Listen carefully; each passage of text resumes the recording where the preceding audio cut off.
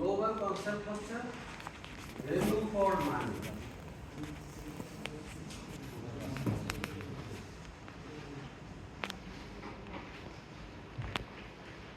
What is value for money? তারপর idea আছে? Sir, সর্বনিম্ন ব্যয় সর্বোচ্চ উপযোগ আদায় করে নেওয়া। Good. অর্থাৎ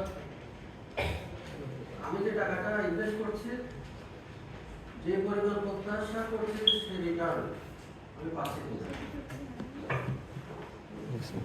যেমন এখানে বলা হচ্ছে, জিওফারে বলা হচ্ছে আপনি নিজের জন্য টাকা খরচ করার সময় যে সমস্ত বিষয় বিবেচনা করেন, সরকারি ব্যয়ের ক্ষেত্রে সেই সমস্ত বিষয় বিবেচনা করেন। নিজের ক্ষেত্রে কি করেন? একটা শাড়ি কিনতে গেলে বা একটা শার্ট কিনতে গেলে আপনি কি দেখেন? 5টা দোকান দেখি স্যার।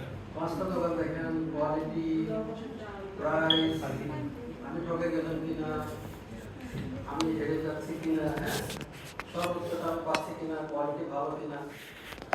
এটা হচ্ছে ব্যক্তির ক্ষেত্রে আমরা চিন্তা করি। সেই চিন্তাটাই হচ্ছে সরকারি ক্ষেত্রে করা হচ্ছে। আসে না তো। গ্লোবাল কনসেপ্ট হচ্ছে ভ্যালু ফর মানি, মিনিং আপনি